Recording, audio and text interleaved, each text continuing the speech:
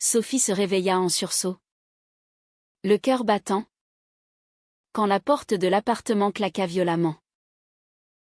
Camille, sa colocataire, se tenait là, les yeux rougis, les cheveux en désordre, et un sac à main jeté par terre.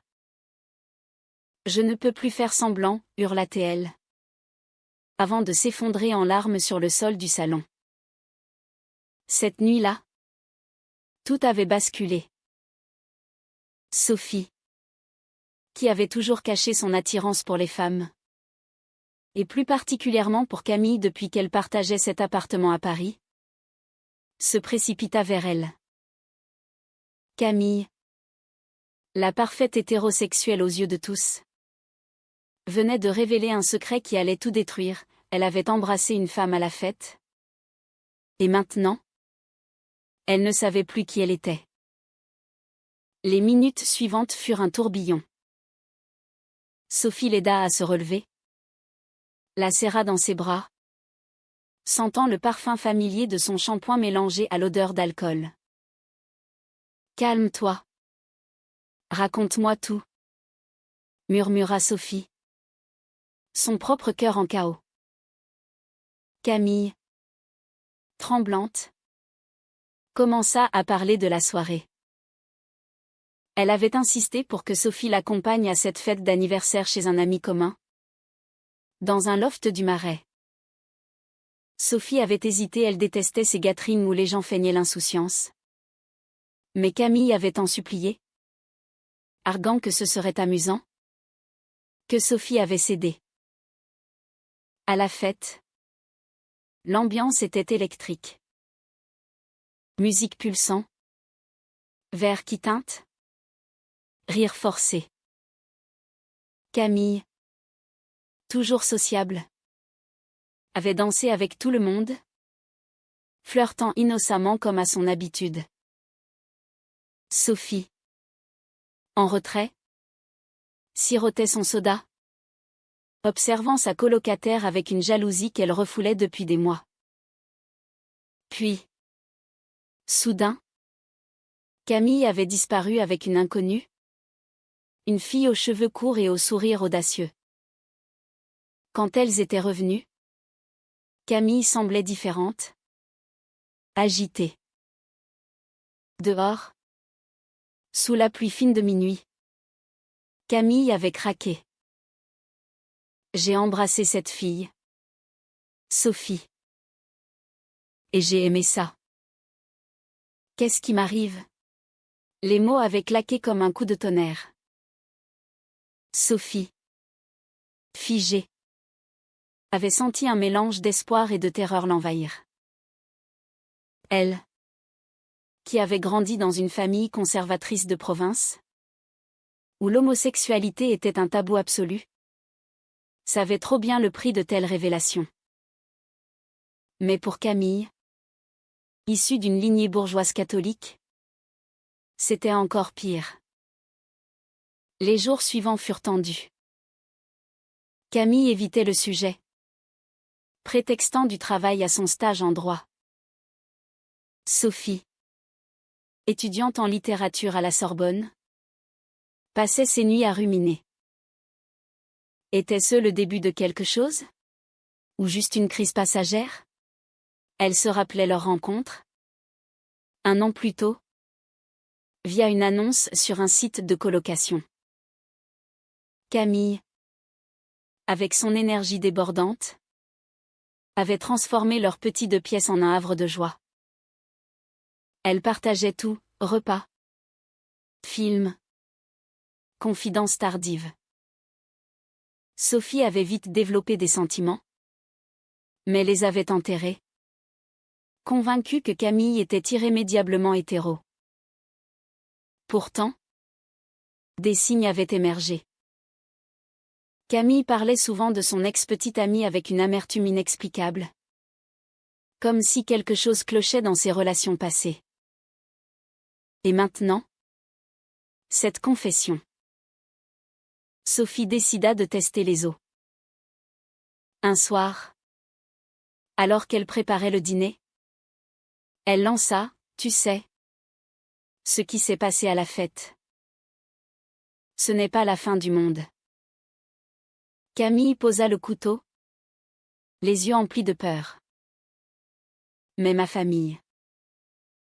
Ils me tueraient s'ils savaient. Mon père est si traditionnaliste. La conversation s'enflamma. Camille avoua que depuis l'adolescence, elle avait ressenti des attirances confuses, mais les avait niées pour correspondre aux attentes.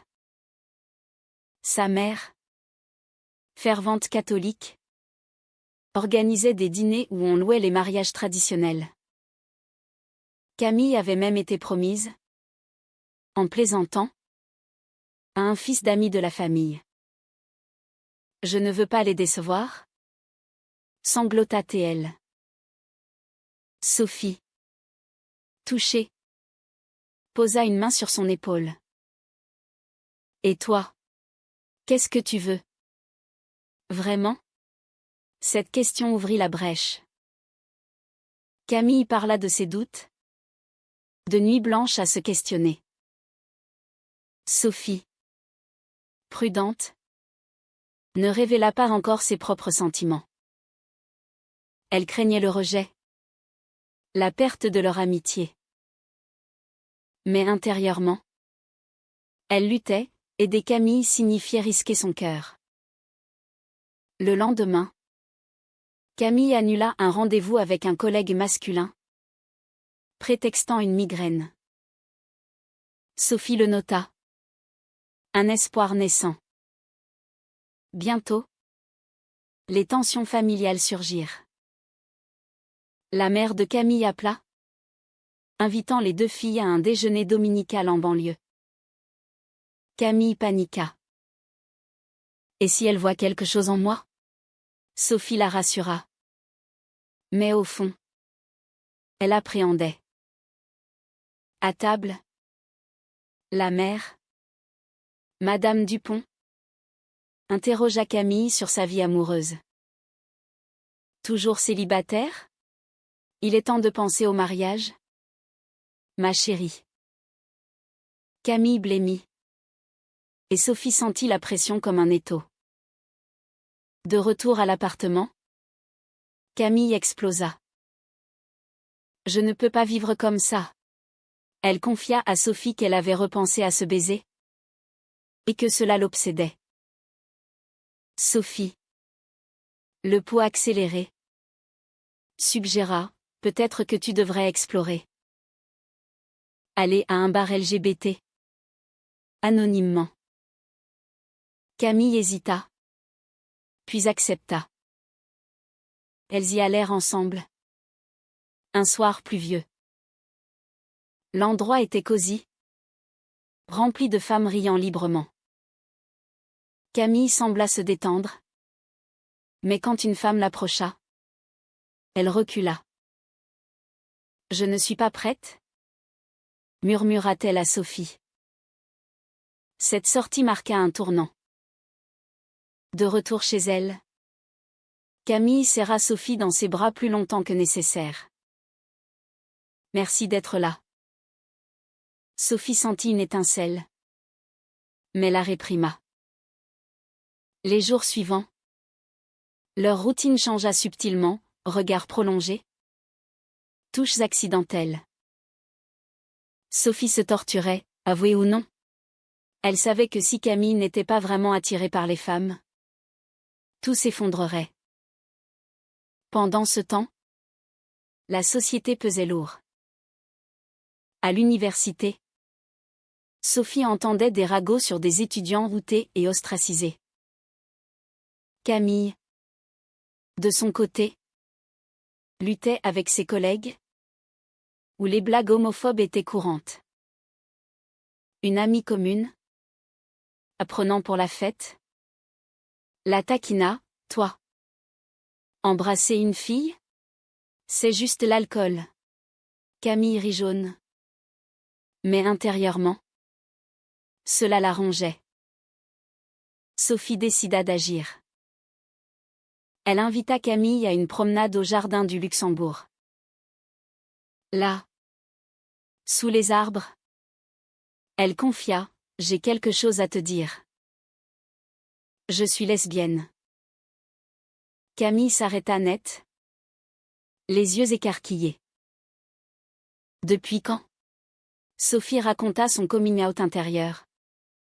Ses peurs. Camille l'écouta.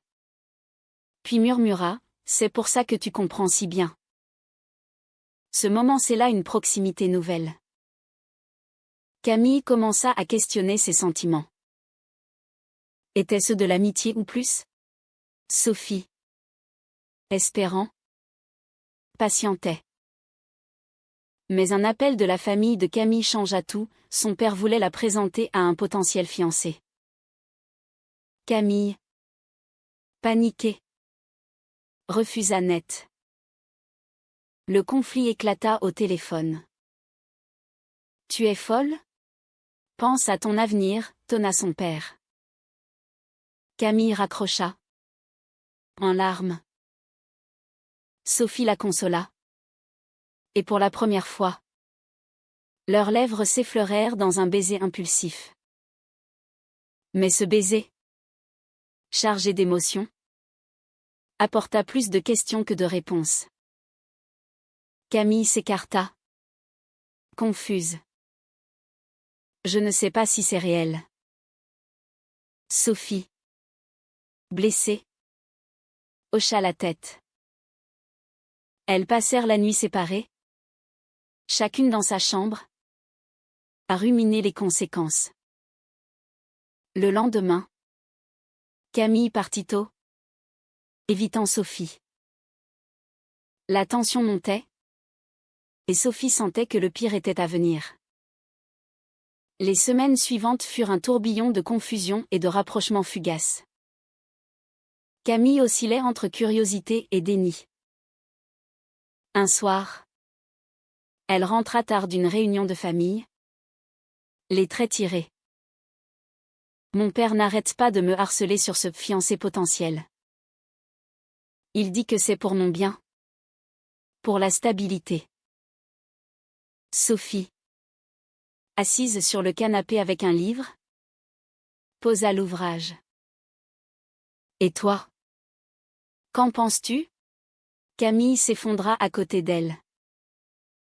Je pense que je suis perdue. Ce baiser avec toi. Il m'a fait ressentir des choses que je n'avais jamais imaginées. Sophie retint son souffle. Elle avait attendu ce moment. Mais maintenant, la peur l'envahissait. Camille, je t'aime. Pas juste comme une amie. Les mots étaient sortis. Irrévocables. Camille la regarda. Les yeux brillants. Moi aussi. Je crois. Mais comment faire? Ma famille me renierait. Elles parlèrent jusqu'à l'aube, déversant leur peur, la société française, encore imprégnée de traditions malgré les progrès, les regards jugeants, les carrières potentiellement brisées. Camille, aspirante avocate, craignait les cabinets conservateurs. Sophie, future professeure, redoutait les parents d'élèves intolérants. Pourtant, leur lien se renforça. Elles commencèrent à sortir discrètement, promenade le long de la Seine, café caché dans les ruelles de Montmartre. Chaque toucher, chaque regard, était chargé d'électricité. Mais les conflits intérieurs de Camille grandissaient. Elle recevait des messages de sa mère, « Viens à la messe dimanche. Ça te remettra les idées en place. » Camille y allait, rongée par la culpabilité. Un dimanche, elle revint effondrée.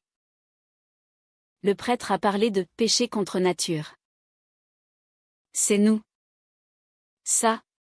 Sophie la serra fort. Non. C'est de l'amour. La pression sociale s'intensifia quand une amie, Marie les surprit main dans la main lors d'une sortie. Marie, choquée, lança, Camille. Toi, avec une fille? Ton père va faire une crise cardiaque. Camille pâlit. Niant tout. C'est juste amical. De retour à l'appartement, elle confronta Sophie. Tu vois, on ne peut pas vivre comme ça. En se cachant. Sophie, blessée par le déni, répliqua, alors assume. Ou arrête tout. Ce fut leur première vraie dispute. Camille claqua la porte, partant chez une amie. Sophie passa la nuit seule. À se questionner, valait-il la peine de risquer tout pour un amour incertain? Le lendemain, Camille revint, repentante. Je suis désolée. J'ai peur. C'est tout. Elles se réconcilièrent dans un élan passionné. Mais sans franchir de limites physiques, leur relation restait émotionnelle. Intense. Pourtant, les doutes persistaient. Camille commença à consulter en secret un thérapeute, espérant clarifier ses sentiments. Sophie, jalouse de ce secret, se sentait exclue. Tu me fais confiance, demanda-t-elle. Camille hocha la tête, mais ses yeux trahissaient l'hésitation. Bientôt, un événement majeur secoua leur bulle. La sœur de Camille, plus libérale, vint en visite surprise.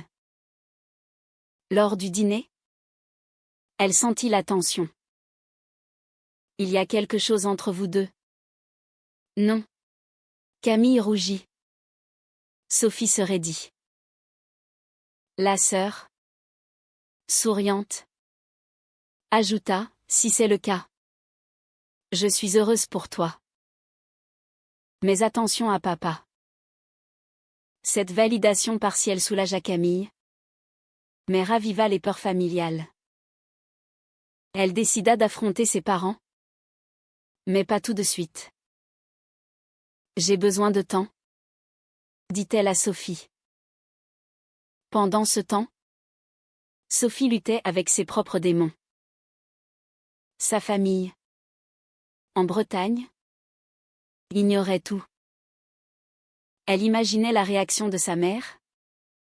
Pieuse et traditionnelle, déception.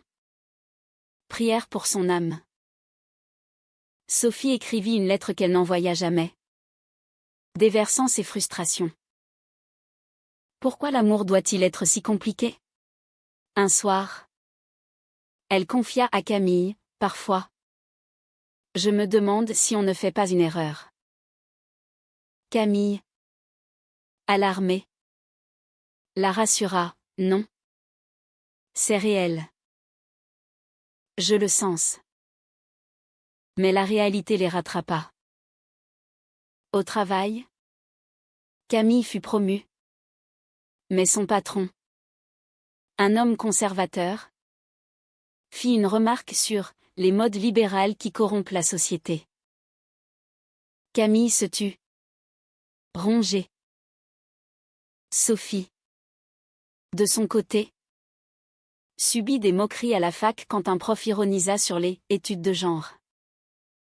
Ces incidents accumulés créèrent une fissure. Une nuit, après une dispute sur l'avenir, Camille lança, peut-être que je ne suis pas faite pour ça. Peut-être que c'était une phase. Sophie, dévastée, quitta l'appartement en pleurs. Elle erra dans Paris, sous les lumières des Champs-Élysées, se rappelant leur premier baiser.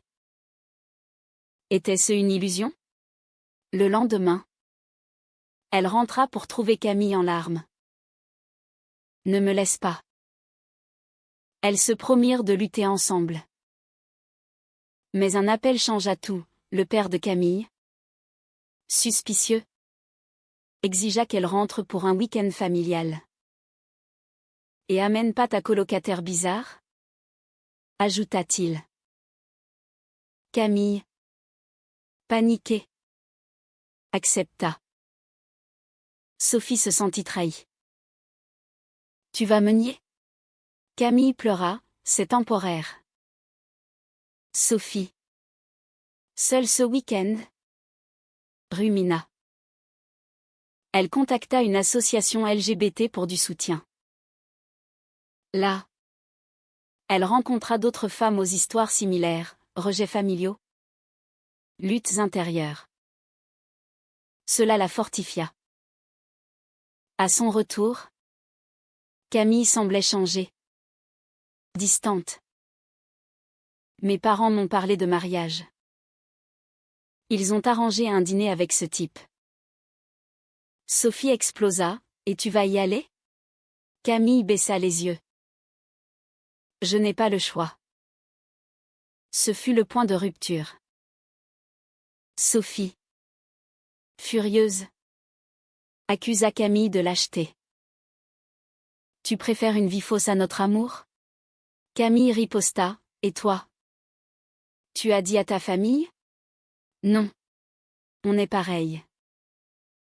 La dispute escalada. Des mots durs fusèrent.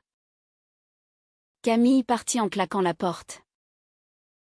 Sophie, effondrée, se demanda si leur relation survivrait à ces pressions.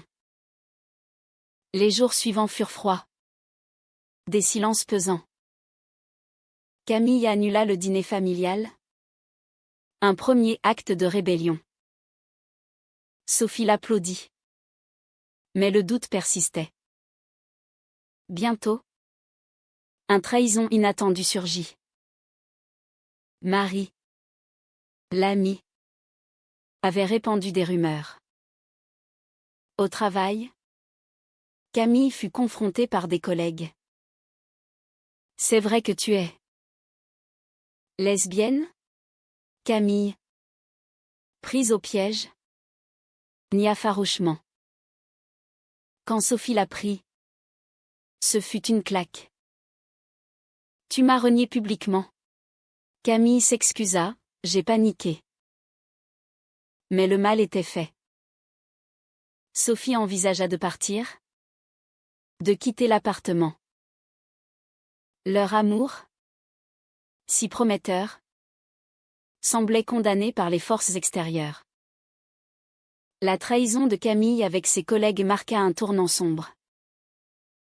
Sophie, blessée au plus profond, passa des nuits à pleurer seule. Elle se rappelait les moments tendres, leurs rires partagés, les confidences chuchotées. Mais maintenant, tout semblait empoisonné par le déni. Un matin, elle confronta Camille, si tu ne peux pas assumer, alors arrêtons. Camille, les yeux gonflés, murmura, donne-moi du temps. Je t'aime. Mais je suis terrifiée. Sophie accepta. À contre-cœur. Mais imposa une distance, plus de baisers, plus de câlins. Elle redevenait colocataire. En surface. Intérieurement, Camille bouillonnait. Elle reprit ses séances chez le thérapeute, explorant son identité. Je suis bisexuelle. Peut-être. Confia-t-elle un soir à Sophie. Mais les pressions familiales s'intensifièrent. Son père l'appela quotidiennement, insistant sur le dîner annulé. Tu me déçois. Camille. Pense à ton héritage. Camille, déchirée, envisagea de tout avouer. Sophie l'encouragea, c'est le seul moyen d'être libre. Mais Camille recula. Craignant la coupure financière, ses parents payaient encore une partie de son loyer. Sophie, de son côté, affronta ses propres batailles. Elle décida de coming out à une amie proche, qui réagit positivement. Cela lui donna du courage. À la Sorbonne, elle rejoignit un groupe de soutien LGBT, où elle partagea son histoire anonymement. Entendre les récits d'autres rejets, mais aussi acceptation la motiva. Un soir, elle rentra revigorée. On peut y arriver. Camille. Regarde ces gens qui l'ont fait. Camille écouta. Mais ses yeux trahissaient le doute. Puis vint le choc, la mère de Camille débarqua sans prévenir. Elle inspecta l'appartement, remarquant la proximité des deux filles. Vous dormez souvent ensemble, lança-t-elle. Suspicieuse. Camille balbutia un mensonge. Madame Dupont, sentant le malaise, prit Camille à part. Si tu as des problèmes, dis-le-moi. Pas de secret dans la famille. Camille craqua partiellement. Maman, je questionne des choses. Sur l'amour. La mère blêmit. Ne me dis pas que c'est avec elle. C'est contre nos valeurs. Camille, choquée par la véhémence, défendit Sophie. Et si c'était? La mère partit furieuse, promettant d'en parler au père. Ce fut l'escalade. Le père appela, hurlant, tu es influencé par cette fille. Rentre immédiatement. Camille refusa. Pour la première fois. Sophie, témoin, sentit un mélange de fierté et d'angoisse. Elles passèrent la nuit à planifier, peut-être déménager, couper les ponts temporairement. Mais Camille hésitait. Ils sont ma famille. Je les aime. Sophie répliqua, et moi? Le dilemme moral la rongeait, forcer Camille à choisir était cruel. Mais rester dans l'ombre était insoutenable. Les jours suivants, la société frappa fort. Au travail, Camille fut mise à l'écart après les rumeurs. Son patron la rétrograda subtilement. On préfère des employés stables, dit-il. Camille, furieuse, envisagea de démissionner. Sophie la soutint, batte-toi. Mais intérieurement, elle craignait pour leur futur. Elles assistèrent à une manifestation pour les droits LGBT à Paris. Main dans la main. Masquées. Là, Camille vit la solidarité. Et quelque chose cliqua. Peut-être que je peux être moi-même. Pourtant, une nouvelle trahison surgit. Sophie découvrit que Camille avait revu l'ex-petite amie. Pour clarifier. C'était juste un café, se défendit Camille. Sophie, jalouse et blessée, accusa, tu joues sur deux tableaux. La dispute fut violente. Camille avoua, j'ai peur de tout perdre pour quelque chose d'incertain. Sophie, en larmes, lança, alors choisis-le. Lui.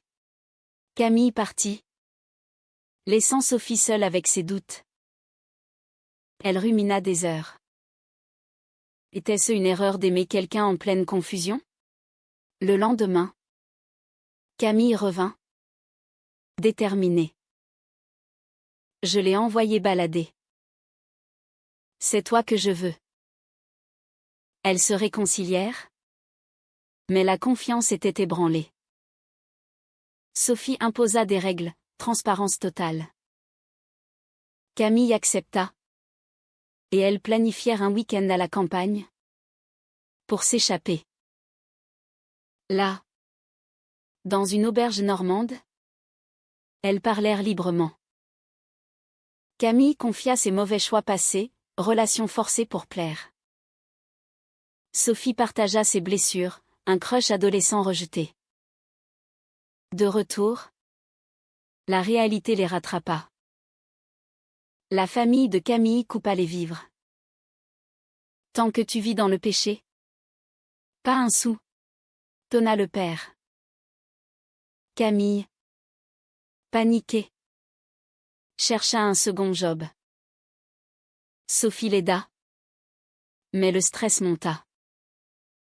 Un soir, épuisée, Camille craqua, peut-être qu'ils ont raison.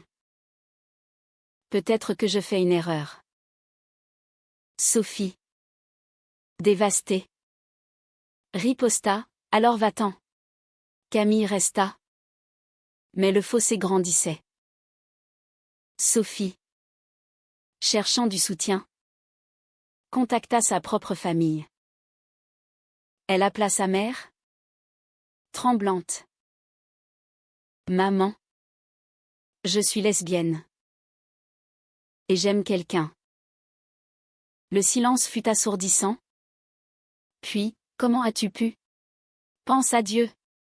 Sophie raccrocha. En pleurs. Camille la consola. Ironiquement. On est dans le même bateau maintenant. Ce partage les rapprocha. Mais les dommages étaient profonds.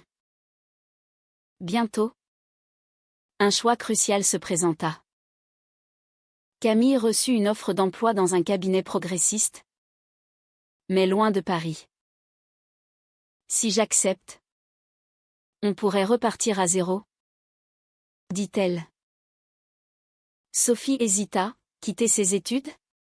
Mais pour l'amour? Peut-être. Elles débattirent des nuits entières. Camille insista, c'est notre chance. Sophie accepta, mais avec appréhension. Le déménagement approchait. Et avec lui, de nouveaux défis. Le déménagement à Lyon marqua un nouveau chapitre. Chargé d'espoir et de tensions latentes. Camille, dans son nouveau job, fleurit, un environnement inclusif où elle pouvait être elle-même. Sophie, transférée dans une université locale, s'adapta tant bien que mal. Elles vivaient ouvertement leur relation, main dans la main dans les rues. Mais les ombres du passé persistaient. Camille recevait des messages sporadiques de sa famille, revient à la raison. Elle les ignorait. Mais chaque lecture la blessait. Sophie, de son côté, luttait avec le rejet de sa mère. Des appels non répondus. Des lettres retournées. Elle me manque, confia-t-elle à Camille. Celle-ci la serra, donne-lui du temps. Comme moi. Leur amour s'approfondit. Avec des moments de joie pure, pique-nique au parc de la Tête d'Or. Soirée cinéma. Mais les conflits intérieurs ressurgissaient. Camille. Un soir. Avoua, parfois. Je me demande si j'aurais été plus heureuse dans une vie normale. Sophie. Piquée. Répliqua, c'est ce que tu veux. La dispute éclata, ravivant les vieilles blessures. Puis vint une confrontation inattendue. La sœur de Camille, en visite, apporta des nouvelles, papa est malade. Il veut te voir. Camille, déchirée, décida d'y aller seule. Sophie, blessée, accepta. À son retour, Camille était changée. Il m'a supplié de revenir, de me marier. Sophie paniqua, et tu as dit quoi? Camille, que j'y réfléchirai. Ce fut une trahison suprême. Sophie explosa, après tout ça? Tu vas me sacrifier? Camille pleura, c'est mon père. Il pourrait mourir. Le dilemme moral était écrasant. Sophie vit Camille osciller entre devoir filial et amour personnel.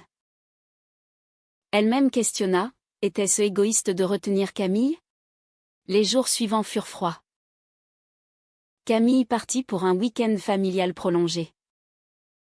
Sophie, seule, rumina. Elle rencontra une ex dans un bar LGBT. Qui la fit douter, l'amour ne devrait pas être si dur. De retour, Camille avoua avoir vu le fiancé potentiel. Juste pour parler. Sophie, furieuse, lança, sors de ma vie.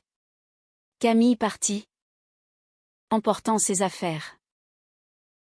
Sophie, effondrée, appela des amis pour du soutien. Les semaines passèrent dans un brouillard. Elle apprit que Camille avait accepté le dîner familial. Peut-être plus. La douleur était insoutenable. Sophie envisagea de rentrer à Paris. De tout abandonner. Mais un message de Camille changea tout, j'ai tout avoué. Ils m'ont jeté dehors. Sophie, stupéfaite, répondit, viens. Camille revint. Brisée mais libérée.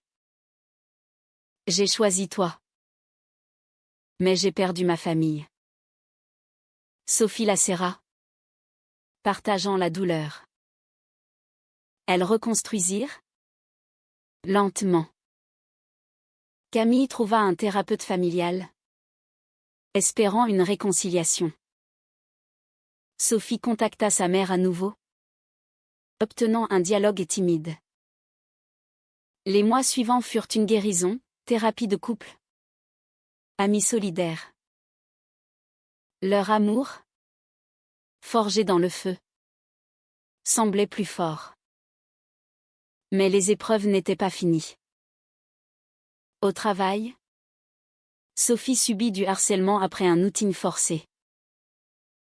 Elle démissionna, cherchant ailleurs.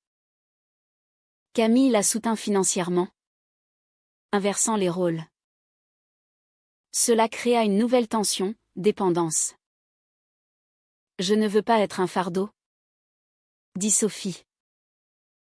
Camille, on est ensemble. Elles affrontèrent, grandissant.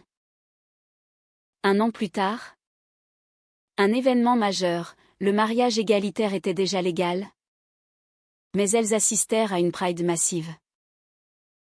Là, Camille vit ses parents dans la foule, observant de loin. Pas de contact, mais un signe d'espoir. Sophie, optimiste, murmura, peut-être un jour. Leur relation, marquée par les sacrifices, fleurissait. Mais les cicatrices restaient, rappelant le prix payé. Avec le temps, leur vie à Lyon s'installa dans une routine apaisée. Mais les échos des conflits passés ressurgissaient sporadiquement. Camille, promue dans son cabinet, excellait, mais évitait les sujets familiaux. Sophie, diplômée, enseignait la littérature dans un lycée progressiste, où elle intégrait subtilement des thèmes LGBT. Elle vivait ouvertement, entourée d'un cercle d'amis bienveillants. Pourtant, les nuits où Camille pleurait pour sa famille perdue rappelaient le coup. Ai-je fait le bon choix, murmurait-elle. Sophie la rassurait, l'amour vrai vaut tous les sacrifices. Un jour, une lettre arriva, la mère de Camille, proposant une rencontre neutre. Camille, nerveuse, accepta. Sophie l'accompagna jusqu'à la porte du café. À l'intérieur, Les larmes coulèrent. La mère avoua, j'ai prié. Réfléchis. Je ne comprends pas. Mais je t'aime. Pas d'acceptation totale? Mais un pas. Camille rentra rayonnante. Peut-être que le père suivra. Sophie, heureuse pour elle, cacha sa propre douleur, sa famille restait silencieuse.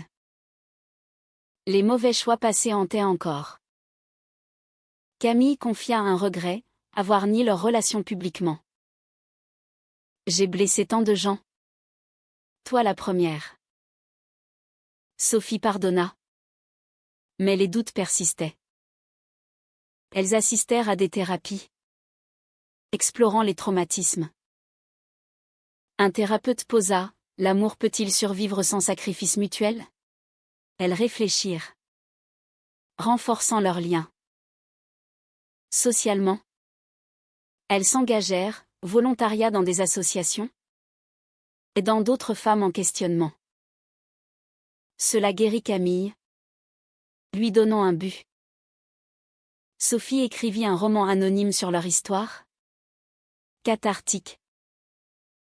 Publié, il toucha des lecteurs, générant débat.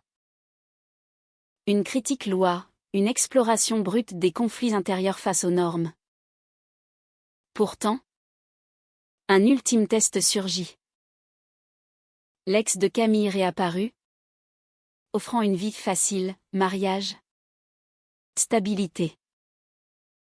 Camille, tentée un instant, refusa. J'ai choisi mon chemin. Sophie, apprenant cela, confronta, pourquoi ne m'as-tu pas dit? Camille, pour ne pas te blesser. Ce secret raviva la méfiance. Mais elles surmontèrent, plus fortes. Des années plus tard, leur relation évolua en partenariat civil. À la cérémonie, la sœur de Camille et quelques amis assistèrent. Pas de parents, mais un espoir. Sophie, prononçant ses vœux, murmura, malgré tout, je choisis toi. Camille répondit pareillement.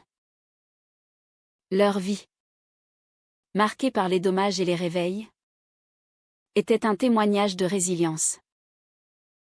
Mais au fond, des questions lingèrent. Avait-elle payé trop cher? La société changeait. Lentement. Mais les cicatrices restaient. Camille, un soir, posa, était-ce juste? Sophie sourit, l'amour l'est toujours. Est-il moralement justifiable de sacrifier des liens familiaux pour poursuivre un amour personnel? Même si cela cause une douleur durable à toutes les parties impliquées?